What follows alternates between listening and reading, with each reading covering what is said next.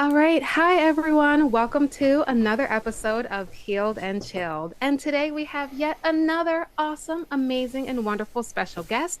And you guys already know how I like to do it. I like for the guest to have control of the narrative, especially in the beginning. So, if you would, can you please introduce yourself in your own words from your own point of view, and we'll dive right into the interview. First and foremost, thank you for having me. I Of really course. appreciate it. And the first thing I'll say is just gratitude. Thank you. It means a lot. I talk about 10 years ago, I started this sort of new purpose to try to help people reach their full potential. And in the beginning, it was crickets. So thank you for having me. Oh, of I never want to course. forget that. We have a lot of momentum right now, and I just want to stay humble and grateful. So, in terms of introducing myself, I am the CEO of a company called Next Level University. We have an 18-person team now. I'm a business coach. I coach 24 clients. One of them is 4 times a week. 2 of them are 3 times a week. One's twice a week, and then weekly, bi-weekly, monthly. And we now work with 113 podcasters and business owners. I'm an engineer, so everything is numbers for me. Okay. But it didn't start there. My story, the shortest possible version, birth father passed away when I was very young. Had a stepfather from age 3 to 14. He left my family at 14. My real last name is actually McCorkle. It was Jim, Joe, John, Jane, Joan, Jeanette. John McCorkle was my dad. Oh, And I took my stepfather's last name, I think around age 7. And then him leaving my family created a lot of hardship because he made most of the income. And I went from sort of boats and ski trips to, I don't know how I'm going to afford college. I get free lunch at school now. My mom trades in her BMW for a little Honda Civic. And 2 trauma responses. One was I became this sort of social chameleon because I didn't want to be abandoned. And then the other one behind the scenes was aim higher, work harder, get smarter. And so I often joke, I say, if you're an entrepreneur out there, hopefully failure ignites you. Because if failure shuts you down, you're going to be in some trouble. 10 years later, at this point I'm 24. I've graduated college. I got my master's in business. I got my computer engineering degree. And at this point I'm very successful after being very broke through high school and college. And then at 26, I'm working for a company called Cognex, and I get in my own car accident. And it was my fault, head-on collision. oh, Yep. And not a fender bender. This was bad. Fortunately, no one was killed, because if someone had been killed, it would have been my fault. I was on the wrong side of the road, head-on collision, lift-kitted pickup truck. Luckily, I was in one of the safest cars ever, a Volkswagen Passat. Thank you, Volkswagen. But ultimately, that's the shortest possible version I can give you. I'm 36 years old now. That was 10 years ago. But that was really when I found my calling. So some people have a job, some people have a career, some people have a calling. For me, I had a job and a career, but not a calling. And then at 26, this is the second chance my dad never got, because he died in a car when he was 28 when I was 2. wow. And so the second chance my dad never got was just, I was filled with all the regrets of drank too much and too often, lived a life that wasn't true to myself, didn't go inward enough, that kind of thing. I wasn't reaching my full potential. That's really what it comes down to. And so I started a little company called Lazaros LLC, what you'll never learn in school but desperately need to know. Good luck getting high school and colleges to have you speak with that tagline. And I wanted to bring personal development to the masses, and I'm still on that journey now. So Next Level University is now very successful, and I'm very grateful, but ultimately that's what it is. It's helping people reach their full potential through coaching, training, and podcasting. And that's actually why I'm here. Wonderful. And thank you for being so open and honest about your story. I find that a lot of people who become successful and thrive have a lot of unfortunate stories that lead to that point. So, what made you decide that that was not going to be the excuse? Because a lot of times, when negative things happen, you either have an excuse or you have a reason to do something. So, where did that mindset come from? Very nice. Very nice. Yeah, that's exactly it. So I was coaching someone named Amy way back, and she actually ended up being my executive admin. I was a fitness coach for a while there. You mentioned the fitness competition stuff in the background. And she eventually learned about my story. Mm. And I look like someone who had sort of a silver spoon. And I look like someone who started on third base. And I joke, I say I couldn't even see the ballpark. My childhood was really, really, really challenging, and I only gave you the very high level version of it. So to answer your question, I don't think I consciously chose anything. I think unconsciously and subconsciously I had a lot of self-belief, what's known in psychology as self-efficacy, and this is only obvious in hindsight because that's absolutely true. Bad things happen to someone, and I've been trying to figure out this my entire life because a lot of the things that happen to me also have happened to other people. Right. And some of us use that as our reason to achieve more, and others let it shut them down, and they use that as an excuse for why they can't achieve their dreams or their goals. And I think it all comes down to those trauma responses of fight, flight, freeze, and fawn. So I think we live in two worlds. I'll be brief about it, but we all have to live in two worlds, in my opinion. One of them is the social world. That's what your friends think of you, what your family thinks of you, what the economy thinks of you, your reputation. And then the real world, and that's your character. That's who you really are. Who you are and what you are when no one's watching. And I got the syntax wrong before 26. I cared about the social world first and the real world second. And so externally, I was extremely successful, global 1% earner, paid off 84 grand worth of college debt in a single year back in 2014, and then beautiful girlfriend, the whole thing, high school friends to college friends to corporate. I mean, I had so many friends, and I was playing the social world and the social game without knowing it. And after 26, when I faced mortality, I realized I was playing the wrong game. Now, all of us have to do both, right? The economy is based on your reputation. That's what a brand is. Apple has a certain reputation. But the syntax matters. So this is the way I explain it. The social world is the wedding photos. The real world is the actual marriage. If your priority is the marriage, the wedding photos will look great. Just because the wedding photos look great doesn't mean the marriage is going to be magnificent. And so to me, it's got to be real world first, social world second, and both matter. It'd be naive to think they didn't. So, to answer your original question, I had a trauma response of fight in the real world. So socially, I was such a coward. Fit in, fit in, fit in. Do whatever I have to do to please people. Don't get abandoned, don't get abandoned, don't get abandoned. Lost my dad when I was 2. Stepfather left at 14. Kind of lost 3 families by the time I'm 14. That's a whole story. Because my mom gets in a fight with my Aunt Sandy. We get sort of ostracized from her side. So abandonment issues caused me to be a social chameleon in the social world. But behind the scenes, it was fight. It was aim higher, work harder, get smarter. Aim higher, work harder, get smarter. Aim higher, work harder, get smarter. And I think there was a little bit of prove myself when my stepdad left. Prove myself, prove myself, prove myself. Then at 26, that shifted. And I was this sort of super achiever. I was making $180,000 a year, all that. And I realized, okay, the achievement matters, money matters, but it's not everything. And now I'm going to shift and play from in here, and I'm going to play from the real world. And that was 10 years ago. And so now it's real world first, health, wealth, and love in the real world first, and then also win in the social world. But it has to be in that order.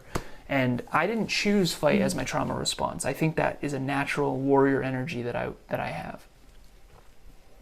Absolutely. And thank you for sharing again. So I'm also wondering, because full potential is a word that so many people use, and it means so many different things to so many different people. And like, okay, reach your full potential, but like, what does that actually mean for you and working with your clients? Like, what does that mean? Yeah, so I agree with you 100%. I think people throw it around. And my business partner, Kevin, we've been working together for 8 years, grew up in the same small town. We both grew up without fathers, and he helped me realize how little other people care that much about that. Because my whole life, I couldn't imagine not reaching my full potential, especially after 26. But I realize now in hindsight that's kind of my thing. And I think your full potential means holistic. I didn't want to be healthy but not wealthy. I didn't want to be healthy and wealthy but not in love. And so I think it's three categories. I give speeches, and in my speeches I always say, who here wants to be healthier, wealthier, and more in love? And every hand goes up. Who the hell doesn't want to be healthier, wealthier, and more in love? It's an obvious no-brainer. But when I say, okay, awesome, thank you. Who here wants to exercise daily, be grateful and thoughtful with your intimate partner every single day, and earn more, spend less, and invest the difference? A bunch of hands go down. And so your full potential, what does it mean for me? For me, it means to do all I can with all I have. I think that's very fortune cookie. In practical terms, it means every second of every day, seconds, minutes, hours, days, weeks, months, quarters, years, decades, the tapestry of my life. And to me, it means being the healthiest, wealthiest, and most in love version of myself, and physical, mental, emotional, spiritual development. So there was a time in my life where I was very cognitively high IQ. And I still have a high IQ, but you'll understand what I mean in a second. My physical development was very poor. I was 160 pounds, skinny fat, drank too much and too often, computer engineer, and I was friends with all the nerds and some of the smartest people in the world, quite frankly. And I went to WPI, it's like a mini MIT. Some of the smartest people in the world go there, seriously. And we were mining for Bitcoin in 2007 in my dorm room. So it's a unique school. But a lot of them weren't healthy. As a matter of fact, almost none of them were, to be completely honest. And eventually I reached this point where it's like, okay, you work at Apple and you make $500,000 a year, but you're like neglecting your health and your wellness. It doesn't make any sense. And then you'd meet these other people that are really fit, but they have no money and they're broke and they live paycheck to paycheck. And it's like, well, that doesn't make sense either. So I decided at 26 that I was going to invest the rest of my life to becoming the very best version of myself. Now, the last thing I'll share about this, and I looked this up recently, it depends on what country and what federation, but I ChatGPT'd this probably a month ago. How many breeds of dog are there? So depending on the country, there's 500 recognized breeds is the highest number. 500 recognized breeds of canine. AKA dog is the species, canine is the species. And then there's a bunch of different breeds. There's Chihuahuas and Dalmatians and Great Danes and all this stuff. And I think the same is true with humans. So I'm reading a book called Sapiens, and Homo sapiens is the species, and then there's a bunch of different kinds. All different cultures, all different backgrounds. We come in all shapes and sizes, all different colors, and that's okay. But we're not all Dalmatians, and we're not all Chihuahuas, and we're not all Great Danes. And so your potential is your potential. My potential is my potential. And what I learned growing up is that I would see people and I would see their potential and I would believe in them. And I realized in hindsight, some of that belief in them was a projection of my potential. And now I'm learning that through coaching, I have 11,179 hours of coaching. I track everything, coaching, training, and podcasting. And now I've learned over time, okay, so you have strengths and weaknesses, I have strengths and weaknesses. I am naturally intelligent in math and science and a math modality of thinking, and I was the obnoxious kid that could party all night, not go to class, and still get straight A's on the calc exams. And yet certain things don't come naturally to me at all. And so if you understand yourself, that's where your own unique potential has to start. I'm not going to beat Michael Phelps at swimming. I'm not going to beat LeBron James at basketball. I have unique potential based on who I am. And you have unique potential based on who you are. And I think that that's the most important place to start is self-awareness, because otherwise you're going to shoot for something that isn't in the cards for you and then think something's wrong with you, when in reality you're just aiming for goals and dreams that aren't actually aligned with your true potential. Absolutely. And I think very well said. I think that a lot of times it's so easy to project because you're like, well, I would do this or this person's doing that. And then even projection goes into comparison where you're like, well, such and such is doing X, Y, and Z, and I'm doing this and that. But at the end of the day, like you said, you can only be where you are and you can only grow as much as you can. So, with that in mind and just keeping track of time and everything, so is there a certain type of person or client that you say, "Oh, this is someone who is ready to work with me"? Is there someone that's you're like, "Okay, maybe this person might not be ready, but I have this offering or that offering, and then they can do that." Yes, great question. And I know you coach as well. So I have a absolutely client and an absolutely not client. And I think everyone needs to learn this eventually. It took me way too long, 30 years. But I have a filtering system of who I will never work with. Mm. And I created it myself. I call it my Unmedzai score. It's written on my whiteboard over here. So it's an acronym. And again, an Unmedzai score means you basically rate someone from 0 to 10 on each of these qualities. And if they have a high Unmedzai score, that means I will not work with you. And that's just my choice. So Unmedzai stands for unstable, naive, manipulative, entitled, delusional, significance driven, you know those people with a birthday month, arrogant, and immature. So it's unstable, naive, manipulative, entitled, delusional, significance driven, arrogant, and immature. So if you have a high Unmedzai score, you don't, by the way, I could tell I sized you up the moment I got in. Oh, And fair. you were very respectful. So I was late and you were very respectful, which showed me you were not entitled to my time. And so if you didn't have a low Unmedzai score, I wouldn't be here. And the truth of the matter is it took me too long to learn this. And I also am guilty of the projection thing you mentioned because I used to think you could do so much more. And honestly, I do think that's true. I do think most people are fairly lazy, to be completely honest. But I also, my business partner Kevin said, what if they're not lazy? What if you're just really hardworking?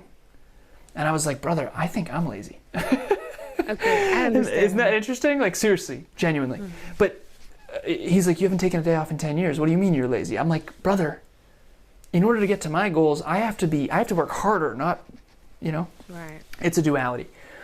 But my point is, my absolutely people, high humility, coachable, sincere interest in reaching their full potential, and work ethic. If you don't have work ethic, I am not interested at all in coaching you. Anyone who wants big rewards for minimal effort is not going to like me at all. I'm a striver, not an arriver. I don't believe it's all going to work out. Trust me, it's not.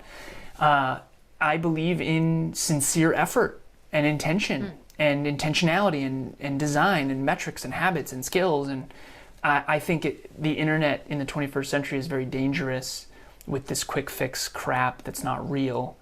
And Kevin and I are tryhards, and we never will not be. So I have my absolute people and my absolutely not people, and people are people, and I want what's best for all people, except for two types of people. Spoiled brats, not a fan. Fair. AKA very entitled people who think they are worthy by default. And then bullies. Can't stand those two types of people. So if you have any signs of those two, you will not be in my life whatsoever. Fair enough. All right. Fair enough. Fair enough. All right. So we are coming up a little bit at the tail end, and I do have a few questions that are my cliche questions that I like to ask everyone. Hopefully we'll be able to get those. But the first one is, and first of all, you did a really great job. And so signature, as I always give, round of applause for a wonderful, insightful conversation. So the first thing is, if you could go and tell your younger self one piece of advice when you were in a dark time, when you needed to hear something, what would that piece of advice be? It would be, Alan, I know that you don't want to hear this, and I know that deep down you already know this, but most of the drama and trauma in your life is actually a byproduct of who you're spending time with. And you are around the wrong people, and you know it. Leave immediately, because you are meant for more. Yes. Love that. Love that. And a lot of people that are not even young need to hear that for sure. The second, well, young is relative, but the second question is the internet works in mysterious ways, just like the universe. So we never know who's going to listen to this, who's going to watch it. Is there any person or organization that you would really like to work with? A person that I would like to work with. You know, I'll share a unique answer to this that I didn't anticipate until recently. So I was the king of naive when I was a kid. And Same. yeah. Talk about projecting and rose-colored glasses, right? I Yeah. always saw people better than they really were, unfortunately. And some people are the opposite, right? Some people have low expectations of people and then they get pleasantly surprised. That was not me. Right. So I had tons of heroes. I had heroes and heroines everywhere. And I have been wildly, wildly disappointed. And I know that a lot of that disappointment is two things. Number one, I'm going to be real. Some men in particular have been pretty terrible. Some of my men heroes are really not that great behind the scenes, it turns out. And then number two, I was projecting. Turns out I was projecting, and it was an image that wasn't real. And humans are humans. So some of it was on me, and some of it is what in the hell has happened to the standards of people.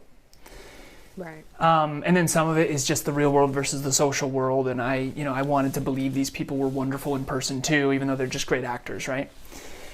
So my answer to you is the only person I really, really, really, really, really want to work with is my beautiful girlfriend and future wife, Emilia. Aw. She is the most wonderful person on planet Earth, and I've been living with her for 4 years. We're coming up on our 6-year anniversary, and Aw. I'm telling you right now, she's the best person I know. And I don't say that like because she's my girlfriend. I'm saying I have studied this woman. I have been business partners with this woman. I have been intimate partners with this woman. She is the best person. She will not even... She brings bugs outside because she doesn't want to kill anything. Like, she's the most wonderful person on planet Earth, and I'm so grateful. And so I want to work with her, and I do, actually, so that's exciting. I always say, I joke, I say, you're the only person who's not fallen from the pedestal, and she says, please take me off the pedestal, I'm human. And I'm like, Aw. that's exactly why you're on it. Love that. Well, happy anniversary. Thank you. Yeah, it's in October, but thank you. Okay. Well, happy future anniversary. Yeah, thank you. Okay, and so then the last question, of course, if there's anything else you want to say, you absolutely have the opportunity to. But if someone wants to work with you, learn more about you, what's the best way to contact you? Of course, I'll put your website in the show notes, but just if someone wants to work with you, what are those steps? So I actually, for a long time, I screwed this up because I was all about scale. And I'm realizing that in the world of tech and AI, community is the future. And so we have a bunch of communities and a bunch of sub-communities. One is about fitness, one's called Next Level Nation. If you reach out on Instagram, that will actually be me. No AI bot, no executive admin. It's going to be me, and I check it every single day. So Instagram is the best place to reach me, Lazaros88, Alazaros88. Just reach out and please provide context, obviously, because we all get a lot of spam.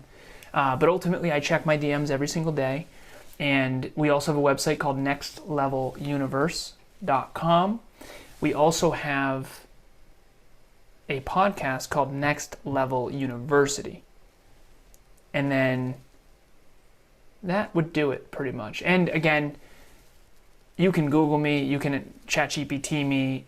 As pretentious as that might come off at this stage, I think that might even be the best way. Like, you need to know who you're talking to, even with me, seriously, because just research me. Research my life, research who I'm about. You got to know who you're learning from.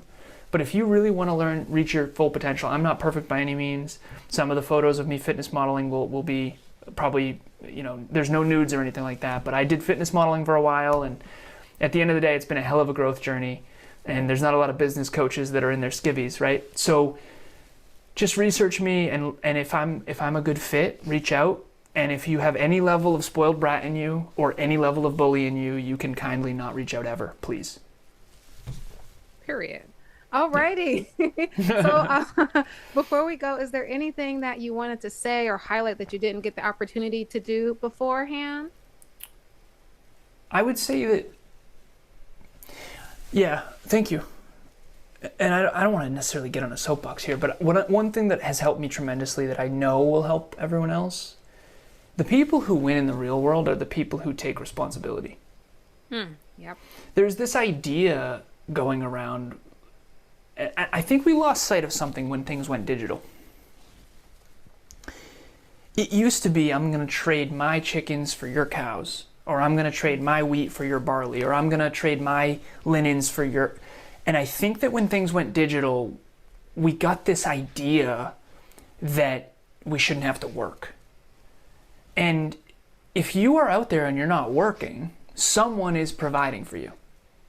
Maybe it's the government, maybe it's the taxpayers, maybe it's your parents, maybe it's your parents' parents, I don't know. But to me, wanting big rewards for minimal effort, I'm all about leverage. I get it. Pareto, 80-20, 20% of effort produces 80% of results. I'm all for that. Trust me, I'm a business owner. But this idea that you shouldn't have to work is insane. It's insane. Because people say, well, I don't really want to have to work. I want passive income. And I'll say, I'll give you this story and then I'll get off the soapbox, I promise. I had a business client. Soapbox is fine. Okay, I appreciate you. I had a client once who, she's in her mid-20s, and she said, well, I don't really want to do it like you did it. And I said, well, what do you mean? And she said, well, I would be disappointed with your trajectory. And I was 100 times more successful than this person. So I'm sitting there thinking, like, are you delusional? Or what's the deal here? She's like, well, I don't want to trade my time for money. And I said, you're in your 20s.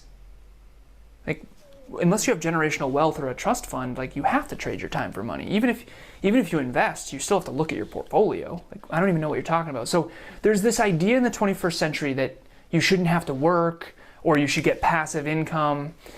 Trust me, I have mentors that were CEOs of billion-dollar robotics companies. Okay, seriously. Millionaires, some billionaires. I just want you to know there is no such thing as fully passive income. Right. There is such thing as earning more, spending less, investing the difference, and then the snowball of those investments paying you money. But trust me, it wasn't passive. And by the time it's passive, it's either generational or they worked 40 years and you're not seeing that part. So at the end of the day, work ethic and getting better is the responsibility we all need to take in advance. And your future is going to be brighter after you take responsibility. Yes, yes, yes. Very, very well said. I can listen to you all day, but all good things must come to an end. I know that the listeners who listen to this or watch this at some point got a lot out of this conversation. And I'll give you another signature round of applause for a job well done and great conversations. Thank you. Thank you, Yana, for having me. I appreciate it. Of course.